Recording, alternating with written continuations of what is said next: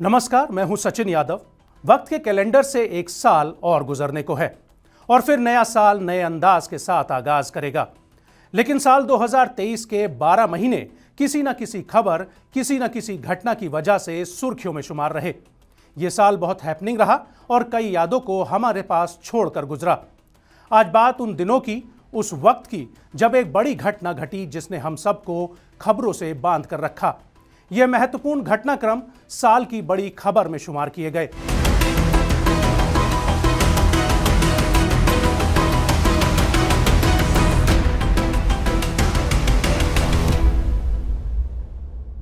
हर साल की तरह 2023 भी उतार चढ़ाव से भरा रहा।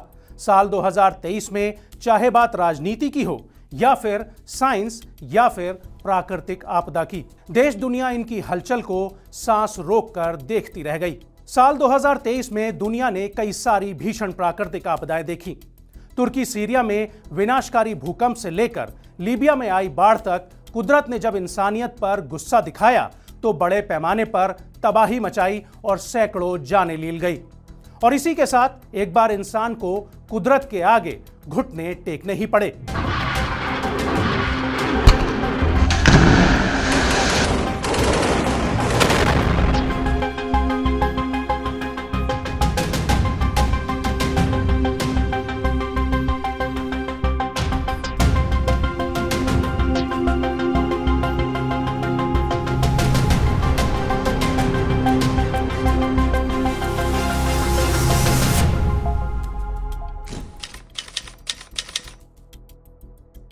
तुर्की में आए भयानक भूकंप की वजह से जिस स्तर की तबाही मची, उस स्तर की तबाही शायद ही 2023 में किसी और देश में मची हो। तुर्की में फरवरी 2023 में आए भूकंप ने ऐसी तबाही मचाई कि एक झटके में हजारों लाशें भिज गईं। पिछले 20 सालों में तुर्की में आया सबसे विनाशकारी भूकंप साबित हुआ। 6 फरवरी को सीरिया की उत्तरी सीमा के पास दक्षिणी तुर्की में 7.8 तीव्रता के झटके महसूस किए गए। इसके 9 घंटे बाद दक्षिण पश्चिम में लगभग 95 किलोमीटर की दूरी पर 7.7 तीव्रता के साथ धरती दोबारा हिली। एक झटके में सैकड़ों इमारतें ताश के पत्तों की तरह ढह गईं। ये दो झटके जब तक रुके तब तक गगनचुंबी इमारतें मिट्टी के ढेर की तरह दिखाई देने लगी थी। चारों ओर बस चीख पुकार का शोर सुनाई पड़ा। इस आपदा में 50,000 से ज्यादा लोगों की जान चली गई और हजारों लोग बेघर हो गए और 11,000 से ज्यादा छोटी बड़ी इमारतें जमींदोज हो गईं। बताया जाता है कि तुर्की भूकंप के चलते करीब 10 फीट खिसक गया।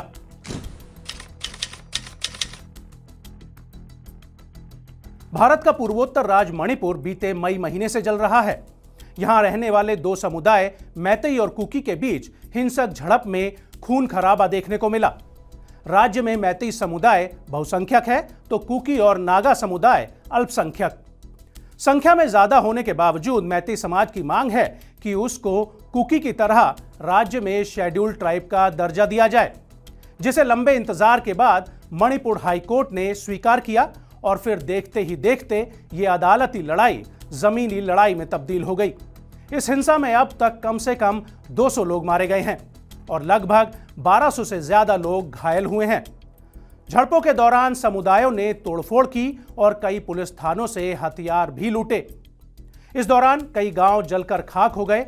हालांकि एक तस्वीर ने पूरे देश को शर्मसार करने का भी काम किया, जब कुकी समुदाय की 2 महिलाओं को मैतेई समुदाय के पुरुषों ने नग्न अवस्था में परेड करवाई, जिसके बाद देश ही नहीं दुनिया भर में भारी गुस्सा देखा गया।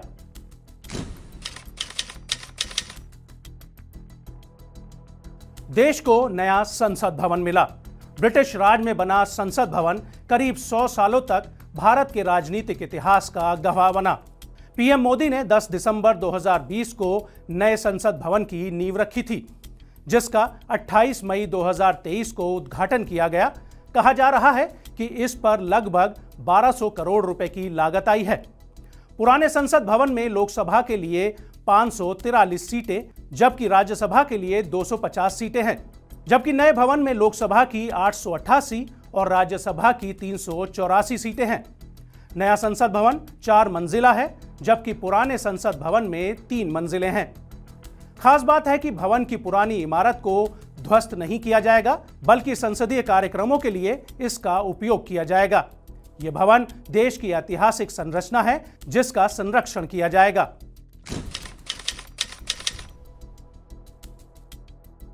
देश के लिए जून की शुरुआत बेहद ही दर्दनाक रही थी। 2 जून को ओडिशा में चेन्नई की ओर जाने वाली कोरोमंडल एक्सप्रेस और एसएमवीटी बेंगलुरु हावड़ा एक्सप्रेस और एक मालगाड़ी की भीषण टक्कर हो गई थी, जिसमें सैकड़ों लोगों ने अपनी जान गंवा दी थी। जानकारी के मुताबिक इस हादसे में लगभग 300 लोग मारे गए थे और लगभग 850 लोग घायल हुए थे। ट्रेन दुर्घटना में सैकड़ों परिवार तबाह हो गए। किसी ने अपना बेटा खोया तो किसी ने अपना पति तो किसी ने अपना भाई।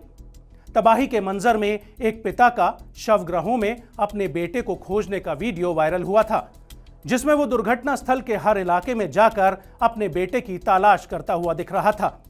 लगभग यही कहानी हर उस परिवार या शख्स की थी जिसका कोई अपना ट्रेन से रवाना हुआ था और हादसे का शिकार हुआ था। रेलवे ने पूरे मामले की जांच की और पाया कि जिस ट्रैक पर टक्कर हुई उस पर एंटी कोलिजन डिवाइस तैनात नहीं की गई थी, जबकि दुर्घटना से पहले 6 महीने में 2 बार लापता एंटी कोलिजन सिग्नल प्रणाली को लेकर चेतावनी दी गई थी।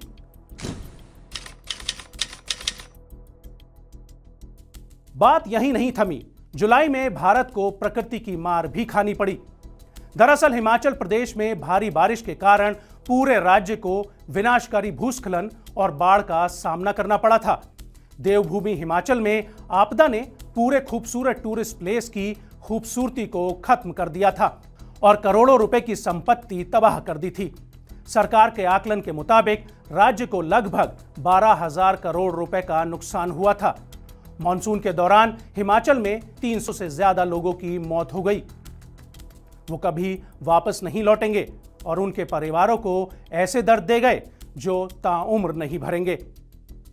कहा गया है कि देवभूमि में बरसात, बादल फटने, बाढ़ और भूस्खलन से हुए नुकसान ने हिमाचल में विकास की गति को शून्य करने के साथ विकास में 10 वर्ष पीछे लाकर खड़ा कर दिया है।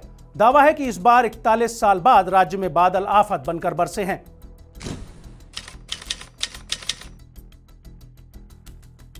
अगस्त का महीना भारत के लिए ऐतिहासिक महीना साबित हुआ।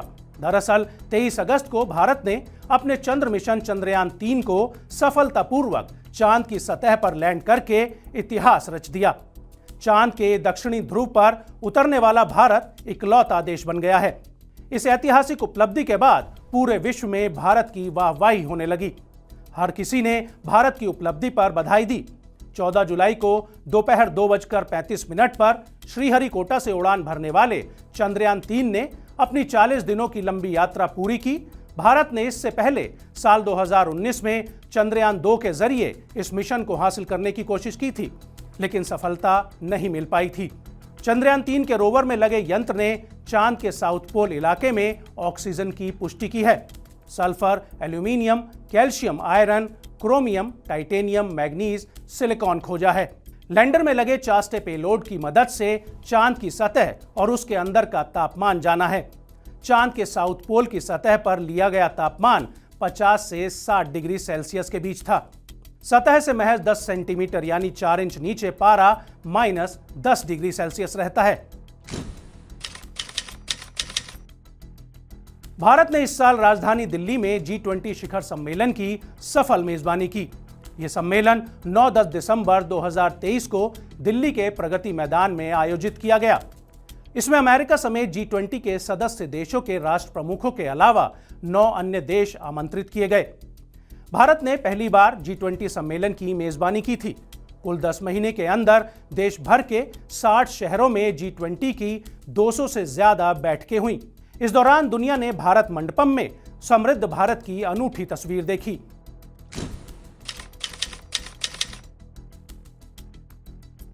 इजराइल और फिलिस्तीन के बीच चल रही बरसों पुरानी जंग एक बार फिर भड़क उठी। 7 अक्टूबर को इजराइल पर 20 मिनट के अंदर करीब 5,000 से ज्यादा रॉकेट दागे गए। इजराइल को झकझोर देने वाला यह हमला फिलिस्तीन के आतंकी संगठन हमास ने किया था।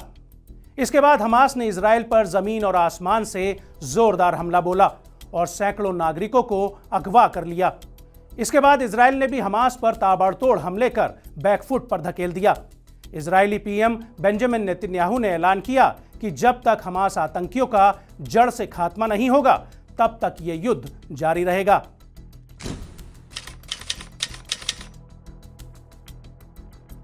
जब पूरा देश दिवाली मना रहा था तो उस दौरान उत्तराखंड में सिलक्यारा सुरंग ढह जाने से 41 मजदूर उसी में फंस गए और एक एक सांसों के लिए लड़ने लगे थे।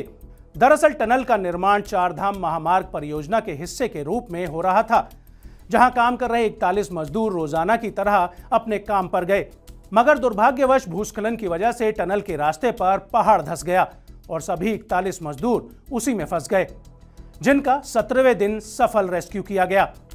खास बात है कि बचाव अभियान के समय तकनीक और इंसान दोनों की मदद ली गई। जहां अमेरिका से मंगाई गई ऑगर मशीन बीच में ही खराब हो गई, तब रैट माइनर्स की मदद से टनल में मैनुअल ड्रिलिंग की गई।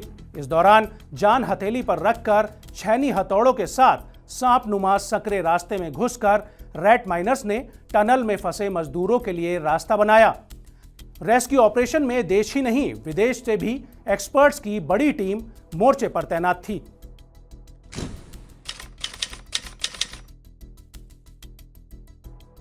राजनीतिक मायने से भी साल 2023 काफी महत्वपूर्ण रहा। विजय रथ पर सवार बीजेपी को चुनौती देने के लिए सभी विपक्षी दलों ने इंडिया गठबंधन बनाया, जिसमें 20 से ज्यादा पार्टियों ने एकजुटता दिखाते हुए साल 2024 में होने वाले लोकसभा चुनाव में लड़ने का ऐलान किया। हालांकि हिंदी पट्टी के 3 बड़े राज्यों में हुए विधानसभा चुनाव, जिन्हें लोकसभा चुनाव से पहले का सेमीफाइनल के तौर पर देखा जा रहा था, चुनावी नतीजों ने एक बार फिर विपक्षी दलों को झटका देते हुए बीजेपी के हौसले बुलंद किए। राजस्थान, मध्य प्रदेश और छत्तीसगढ़ विधानसभा चुनावों में बीजेपी ने कांग्रेस को करारी हार देते हुए प्रचंड जीत हासिल की। खास बात है कि बीजेपी अपने दम पर 12 राज्यों में सत्ता में है, वहीं कांग्रेस अकेले दम पर महज 3 राज्यों में सिमटी है। इसके बाद आम आदमी पार्टी ने सबको चौंकाते हुए एक प्रमुख विपक्षी दल के रूप में अपनी स्थिति को मजबूत किया। 2 राज्यों में सरकार के साथ दूसरी सबसे बड़ी विपक्षी पार्टी बनी है।